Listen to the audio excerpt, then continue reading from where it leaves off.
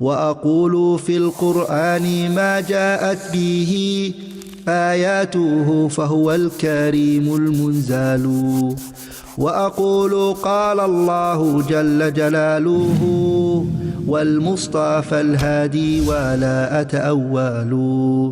بسم اللہ الرحمن الرحیم، الحمد للہ رب العالمین، والصلاة والسلام علی سید الاولین والآخرین وعلی آلہ واصحابہ اجمعین ومن تبعہم بإحسان الی یوم الدین، اما بعد۔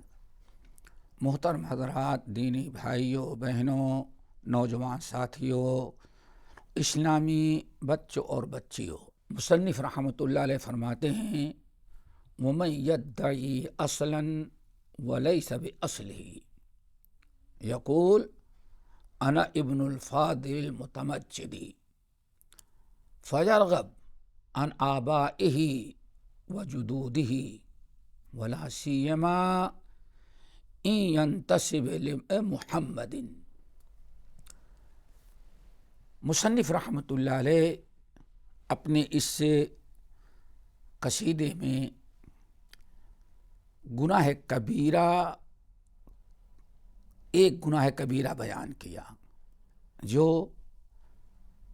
نمبر کے حساب سے 68 نمبر ہے،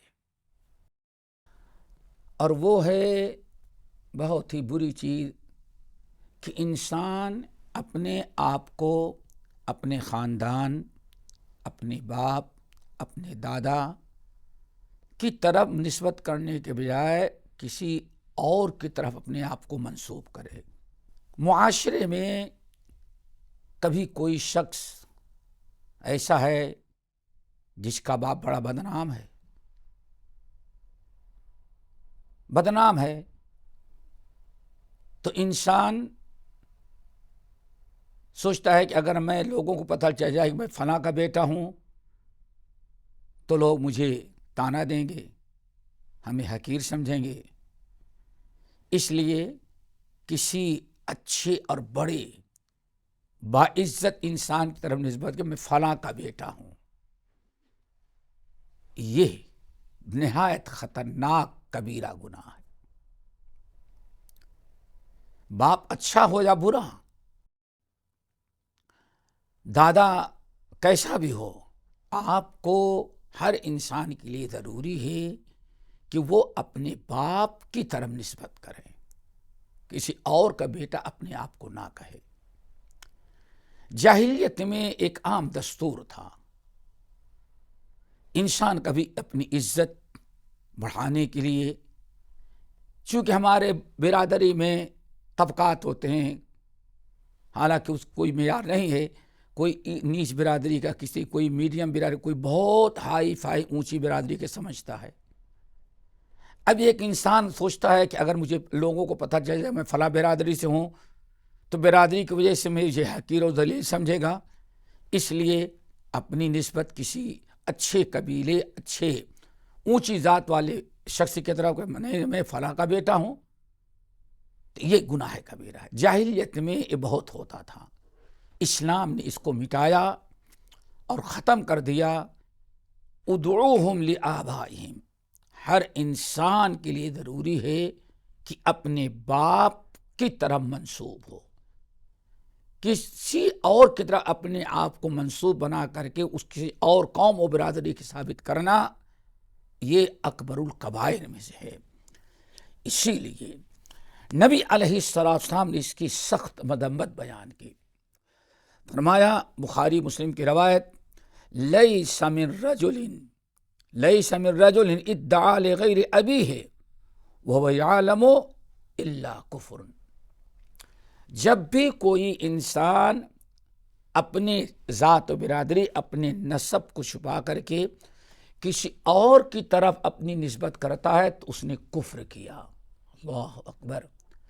ایسا گناہ کبیرہ، اس کو نبی علیہ السلام کفر سے تعبیر کہ اس نے کفر کیا، اتنا بڑا گناہ ہے۔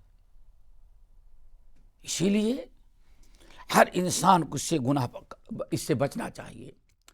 نبی علیہ السلام نے ارشاد فرمایا، بخاری ہی کی روایت ہے، لا ترغبوا عن آبائکم فمن رغب عن ابی فہو کفر، خبردار اپنے باپ دادا کو، اپنی برادری کو چھوڑ کر کسی اور کی طرف اپنی نسبت نہ کرو کہ میں فلاں کا بیٹا ہوں۔ اپنی عزت بڑھانے کے لیے، اپنے آپ کو بڑا ثابت کرنے کے لیے کسی غیر کی طرف نسبت نہ کریں۔ اور خبردار لا ترغبوا عن آبائکم فمن رغب عن ابی فہو کفر، جو اپنے باپ اپنی نسبت اپنے باپ اپنے خاندان کی طرف کرنے کے بجائے کسی اور کی طرف کرتا ہے تو فہو کفر، اس نے کفر کر ڈالا۔ نبی علیہ السلام نے بڑی شدید وعید سنائی ہے، یہ بھی بخاری اور مسلم کی روایت ہے۔ من ادعا الی غیر ابیہ، جو شخص اپنی نسبت اپنے باپ کی طرف کرنے کے بجائے چھوڑ کر کے کسی اور کا بیٹا ظاہر کرتا ہے، کسی اور کی طرف اپنی نسبت کرتا ہے، تو اللہ تعالیٰ اتنا ناراض ہوتے ہیں، فعلیہ لعنۃ اللہ والملائکۃ والناس اجمعین، تو ایسے انسان پر اللہ لعنت بھیجتا ہے، اللہ تعالیٰ کے سارے فرشتے لعنت بھیجتے ہیں، والناس اجمعین، اور دنیا کے سارے لوگ اس پر لعنت بھیجتے ہیں۔ کتنی بدبختی ہے دوستو، کبھی اپنی نسبت کسی اور کی طرف نہ کریں۔ ہمارے بر صغیر، پاک ہند، بنگلہ دیش، ان علاقوں کے اندر کبھی آدمی معمولی رہتا ہے لیکن اپنے آپ کو سید ظاہر کرتا ہے کہ ہم آل رسول ہیں، سید ہیں حسن حسین کی طرف، اور اگر وہ شیعہ بن گیا تو اور منسوب کرنے لگتا ہے۔ یہ بھی گناہ کبیرہ ہے۔ آپ قریشی ہیں تو انصاری نہ بنیں، آپ امتی ہیں، عام امتی، تو آل رسول میں آپ داخل نہ کریں۔ اسی لیے کہتے ہیں کہ سب سے بڑا گناہ کبیرہ ہے، اور خاص طور سے جب کوئی انسان اپنے آپ کو ہائی فائی اونچے حسب نسب کے ثابت کرنے کے لیے آل رسول کی طرف منسوب کرے کہ میرا تعلق آل رسول سے ہے، میرا تعلق محمد صلی اللہ علیہ وسلم سے ہے، میں خاندان نبوت سے ہوں، ایسے لوگوں پر اللہ تعالیٰ کی لعنت، فرشتوں کی لعنت، سارے لوگوں کی لعنت۔ اس لیے ہمیں اس سے بچنا چاہیے، اور وہ بھی لعنت ایک دو دن کے لیے نہیں۔ اللہ اکبر، یہ سنن نبی داؤد و ترمذی وغیرہ کی حدیث ہے۔ حضرت ابو امامہ رضی اللہ تعالیٰ عنہ کہتے ہیں کہ سمعت رسول اللہ علیہ وسلم یقول، میں نے نبی علیہ السلام فرماتے ہوئے سنا، من ادعا الی غیر ابیہ او انتمى الی غیر موالیہ، اگر کوئی شخص اپنے باپ دادا اپنے خاندان کو چھوڑ کر کے کسی اور کا بیٹا بناتا ہے، کسی اور خاندان کی طرف نسبت کرتا ہے، میں فلاں ابن فلاں ہوں، اپنے باپ کا نام نہیں، باپ کا نام چھپا دیتا ہے، اپنے آپ کو ہائی فائی سوسائٹی میں شامل کرنے کے لیے کسی اور انسان کا بیٹا بنتا ہے، ظاہر کرتا ہے کہ اس خاندان سے ہیں۔ آپ نے فرمایا اسی طرح سے کوئی غلام ہو آزاد کسی اور نے کیا ہے اور کسی اور کی طرف نسبت کرے، تو ایسے لوگوں پر نبی علیہ السلام ارشاد فرماتے ہیں فعلیہ لعنۃ اللہ التابعۃ الی یوم القیامہ، ایسے شخص پر اللہ تعالیٰ کی لعنت ہوتی ہے تتابع کے ساتھ۔ کیا مطلب؟ ایک مرتبہ لعنت نہیں، آج سے لعنت بھیج دیا الی یوم القیامہ، قیامت تک اس پر لعنت برستی رہے گی۔ اس لیے دوستو ہمیشہ اپنے آپ کو اس گناہ کبیرہ سے بچاؤ، کوشش یہ کرو کہ کسی بھی صورت سے کسی اور کی طرف اپنی نسبت نہ کرے، اپنا خاندان کی طرف نسبت کرو۔ کیوں؟ وراثت کا مسئلہ ہے، حلال حرام کا مسئلہ ہے، نسب کا مسئلہ ہے، بہت سارے مسئلے حرام، بہت ساری ناجائز حرکتیں کرنی پڑیں گی جبکہ انسان اپنی نسبت کسی اور کی طرف کرے۔ اس میں ہمیں بچنا چاہیے، اور کبھی بھی اپنے آپ کو غیروں کی طرف نسبت نہ کرے۔ کیوں؟ نبی علیہ السلام کی حدیث بخاری اور مسلم کی، آپ نے ارشاد فرمایا کہ ہمیشہ اللہ رب العالمین کہ وہ لعنت کا مستحق ہوگا تو اپنے آپ کو لعنت سے بچائے اور اس بری بلا اور برے عمل سے بچائیں. اپنی نسبت اپنے باپ کی طرف کریں، خاندان کی طرف کریں. اللہ رب العالمین کے ہاں نجات کا اللہ کے نزدیک تقرب کا معیار ذات اور برادری نہیں ہے. ان اکرمکم عند اللہ اتقاکم، اے لوگو تمہارے نزدیک سب سے بڑا پرہیزگار وہ ہے، وہ انسان اچھا سب سے زیادہ محبوب پسندیدہ اونچے مقام و مرتبے کا وہ انسان ہے جو سب سے زیادہ اللہ تعالیٰ سے ڈرنے والا ہو. آپ ذرا دیکھیں ابو لہب نبی علیہ السلام کا سگا چچا جب تقویٰ سے، ایمان سے، عمل صالح سے محروم تو جہنم میں گیا. حضرت بلال کا کوئی تعلق نہیں، حبشی ہیں، کالے کلوٹے ہیں، غلام ہیں، لیکن جب ایمان لائے تو اللہ کے رسول فرماتے بلال تو کیا عمل کرتا ہے؟ اللہ کے رسول کیا ہوا؟ میں جنت میں داخل ہوا تو دیکھا میرے آگے آگے تم بھاگے جا رہے ہو، کون سا عمل کرتے ہو؟ حضرت بلال کہتے ہیں یا رسول اللہ میرے اعمال تو آپ کے سامنے ہیں، آج میں نے اس کے علاوہ کچھ اور عمل کرتے ہو جس کی بنا پر میں نے جنت میں دیکھا کہ ہم سے آگے آگے تم جا رہے ہو. میں پہچان گیا کہ یہ بلال کے چلنے کی آواز ہے. بہت غور کیے تو حضرت بلال کہتے ہیں یا رسول اللہ بس ایک ہی چیز ہے جو میں پابندی سے کرتا ہوں، دوسرے لوگ شاید نہ کرتے ہوں، اسی کے برکت سے اللہ نے ہمیں یہ مقام دیا. آن فرمایا کیا؟ کہنے لگے کہ ہم ہمیشہ باوضو رہتے ہیں اور جب بھی وضو کرتے ہیں 2 رکعت تحیۃ الوضو پڑھ لیتے ہیں. آن فرمایا بس یہی عمل ہے، اس کی پابندی کرتے رہیں. دوستو بلال جیسا انسان جنت میں جائے جو ایمان اور عمل صالح ہے، اور ابو لہب جیسا انسان آل رسول ہو کہ نبی علیہ السلام کا سگا چچا ہو کر کے بھی جہنم میں جائے. سیصلی نارا ذات لہب وامرأتہ حمالۃ الحطب فی جیدہا حبل من مسد. اللہ ہمیں اور آپ کو سب کو اس گناہ کبیرہ سے بچائے. اگلا گناہ کبیرہ 69 اور 70، 69 اور 70. یہ آگے مؤلف رحمۃ اللہ علیہ بیان کرتے ہیں، کہتے ہیں وغش امام للرعیت بعدہ وقوع علی العجماء البہیمۃ یفسد. یہ جو قصیدہ ہے اور یہ نظم 31 کی، اس میں مصنف رحمۃ اللہ علیہ 2 گناہ کبیرہ بیان کرتے ہیں، 69 اور 70، 69 اور 70. وہ کیا ہے؟ 69 غش الامام لرعیتہ، بادشاہ حاکم سردار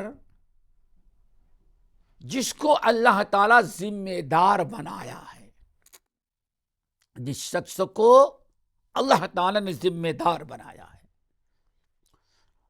تو جن پر ذمہ دار بنایا ہے، حاکم ہو، بادشاہ ہو، گورنر ہو یا سردار ہو، جس کو اللہ تعالیٰ نے بڑا بنایا، اس کے ماتحتی میں لوگوں کو زندگی گزارنا ہے. اب وہ ذمہ دار اپنے نیچے والے لوگوں کے ساتھ خیانت کا معاملہ کرے، بدترین گناہ. بادشاہ ہے، اپنی رعایا کے ساتھ خیانت کرے. حاکم ہے، اپنے ماتحتین کے ساتھ خیانت کرے. یہاں تک کہ اہل علم کہتے ہیں باپ ہے، وہ اپنی اولاد پر اللہ نے اس کو مالک بنایا، ذمہ دار، وہ اپنی اولاد کے ساتھ خیانت کرے. یہ بدترین گناہ ہے. بادشاہ سے لے کر کے ایک انسان کسی کمپنی کا مینیجر ہے، ساری کمپنی کے کام کرنے والے اس کے ماتحت ہیں، استاد ہے، سارے اسٹوڈنٹ طلبہ اس کے ماتحت ہیں، حاکم ہو، گورنر ہو، گھر کا مالک باپ ہے، وہ اس کے ماتحت اللہ نے اس کو ذمہ دار بنایا ہے اس کے اہل و عیال کے لیے۔ اگر یہ اپنے ماتحتین کے ساتھ خیانت کرتا ہے، یہ بدترین جرائم میں سے ہے، گناہ کبیرہ ہے۔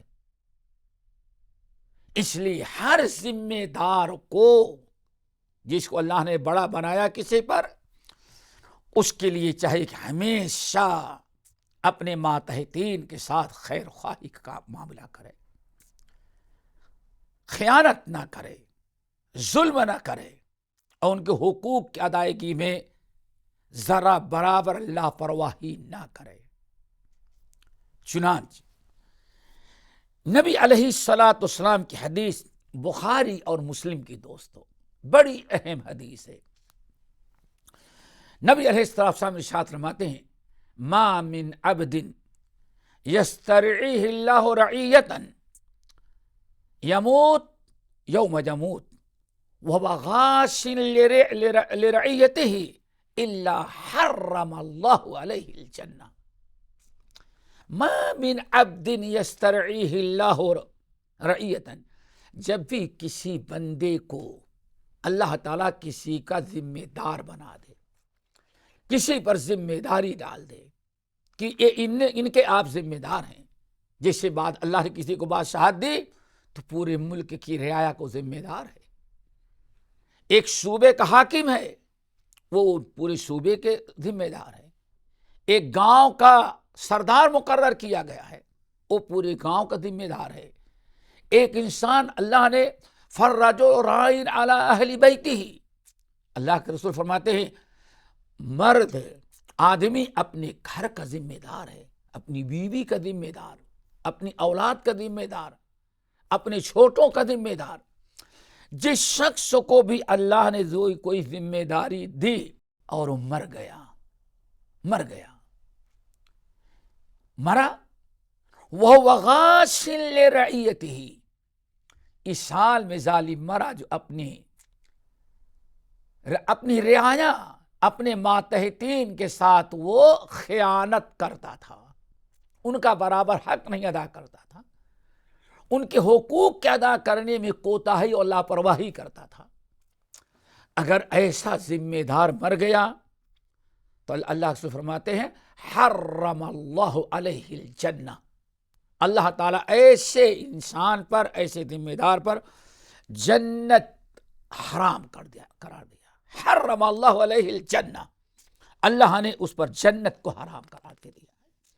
اسی لیے نبی علیہ السلام کی حدیث یاد رکھیں جس میں آپ نے ارشاد فرمایا، صحیحین کی روایت، آپ نے ارشاد فرمایا کلکم راعٍ وکلکم مسئول عن رعیتہ فالامام راعٍ علی الناس وہو مسئول عن رعیتہ، اور آگے آپ نے فرمایا کہ والرجل راعٍ علی اہل بیتہ وہو مسئول عن رعیتہ والمرأۃ راعیۃ علی اہل بیت زوجہا وہی مسئولۃ عن رعیتہا الا کلکم راعٍ وکلکم مسئول عن رعیتہ، جس میں اللہ کے رسول نے فرمایا بادشاہ اپنے ملک کے باشندوں کا ذمہ دار ہے، اسی طرح سے حاکم اپنے محکوم کا ذمہ دار، آدمی اپنے گھر کا ذمہ دار ہے، عورت اپنے شوہر کے گھر کی ذمہ دار ہے۔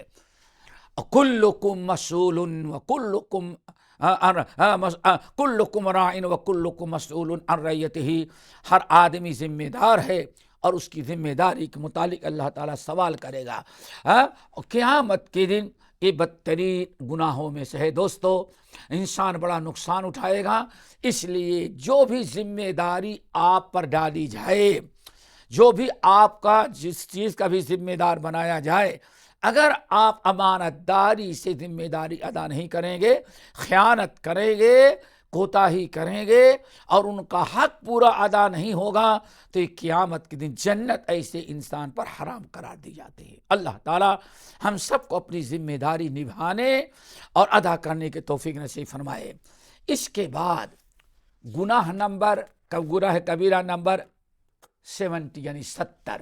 میرے بھائیوں، وہ بھی بڑا بدترین گناہ ہے، انسان کو بچنا چاہیے، لیکن دن بدن اس قسم کی برائیاں عام ہوتی جا رہی ہیں۔ وہ گناہ کیا ہے؟ اخلاق سے گری ہوئی بڑی گندی حرکت۔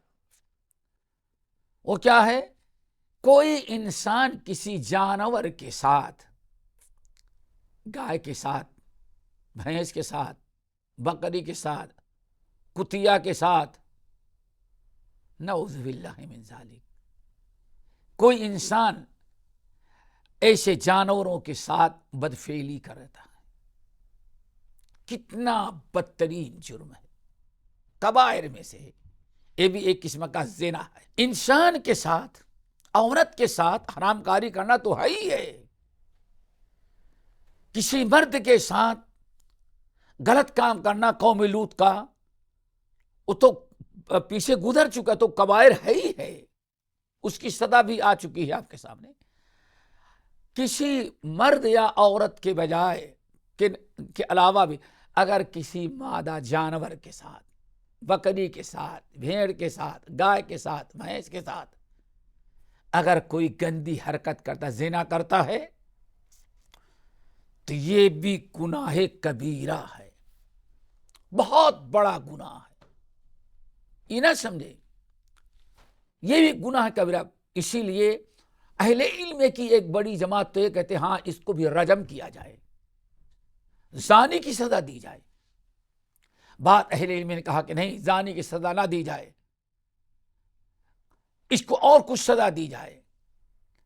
بہرحال ہر ایک کے نزدیک اس کو سزا ملے گی، کچھ نہیں تو وہ قاضی جو فیصلہ کرے گا وہ سزا دی جائے گی، چاہے جیل میں ڈالے، ڈنڈے مارے، کوڑے مارے، لیکن سزا ضرور ملے گی۔ کتنی خطرناک چیز دوستو! سنن ابی داؤد وغیرہ کی روایت، نبی علیہ السلام ارشاد فرماتے ہیں، اے لوگو من وجدتموہ یعمل عمل قوم لوط فاقتلوہ۔ جس شخص کو دیکھو کہ کسی انسان کے ساتھ قوم لوط کا عمل کر رہا ہے، چاہے مرد ہو یا عورت کے ساتھ قوم لوط کر رہا ہے، تفصیل گزر چکی، فاقتلوہ، ایسے کمبخت کی گردن مار دو۔ کتنی شدید وعید، فاقتلوہ، اس کی گردن مار دو۔ اب پیچھے اس کی تفصیل گزر چکی ہے۔ یہ تو ہے کسی انسان کے ساتھ قوم لوط والا عمل کرے، جس کی آج دنیا دعوت دے رہے، اس کا نام آزادی رکھا ہے، آزادی، اپنی پسند۔ بڑے بڑے ملک قانون پاس کریں، ہاں بالکل یہ جائز قانون ہے، کوئی جرم نہیں، قیامت کے دن گردن پکڑی جائے گی۔ آگے حدیث میں وَمَنْ وَجَدْتُمُوهُ وَقَعَ عَلَى بَهِیمَةٍ فَاقْتُلُوهُ وَاقْتُلُوا الْبَهِیمَةَ۔ اور اگر کسی مرد کو دیکھو کہ کسی جانور کے ساتھ حرکت کر رہا ہے تو اس کو بھی مارو اور جانور کو بھی مار ڈالو۔ اللہ، جانور نے کیا غلطی کی ہے؟ جانور اس لیے مار ڈالو کہ جانور گزرے گا تو یہ وہی جانور جس کے فلاں بدبخت نے ایک عمل گندی حرکت کی ہے، نیست نابود کر دو دونوں کو۔ کتنی شدید وعید ہے۔ اسی حدیث کی روشنی میں اہل علم کی ایک بڑی جماعت ہے، کہتے ہیں کہ واقعی اس کو بھی قتل کر دیں گے۔ جو شخص کسی جانور کے ساتھ ایک گندی حرکت کرے، بکری کے ساتھ، بھیڑ کے ساتھ، گائے کے ساتھ، بھینس کے ساتھ، جو بھی اس جرم میں پکڑا جائے، جانور کو بھی قتل کر دو، اس کو بھی قتل کرو۔ اسی کے مطابق اہل علم کی ایک بڑی جماعت کا فتویٰ ہے۔ لیکن بعض اہل علم کہتے ہیں نہیں، قتل نہیں، اس کو سزا دی جائے گی۔ کتنی سزا دی جائے؟ شرعی قاضی جو سزا مقرر کر دے گا اس کے مطابق اس کو سزا دی جائے گی۔ یہ دوستو، یہ بدترین جرائم میں سے ہیں۔ اس لیے تمام اہل علم نے اس کو بھی گناہ کبیرہ قرار دیا، اور اس سے بچنے کی نہایت اہم ضرورت ہے۔ ابھی آپ نے سنا اللہ کی لعنت، رسول کی لعنت، لوگوں کی لعنت، فرشتوں کی لعنت۔ نمبر 2، اس کی گردن مار دیا جائے، کتنی سخت سزا دینے کی اللہ کے رسول تاکید کی ہے، یا کم سے کم اس کو قاضی دردناک سزا دے تاکہ آئندہ کسی انسان کی، کسی جانور کے ساتھ ایسی حرکت کرنے کی جرأت نہ کرے۔ ابھی 2 گناہ رہ گئے ہیں، 71 اور 72 آخر کے۔ انشاءاللہ ان دونوں گناہوں کا تذکرہ ہم اگلی نشست میں کریں گے۔ اللہ تعالی ہم سب کو ہر قسم کے منکرات، برائیاں اور ان تمام کبائر سے بچنے کی توفیق نصیب فرمائے۔ اقول قولی ھذا واستغفر اللہ من کل ذنب واتوب الیہ۔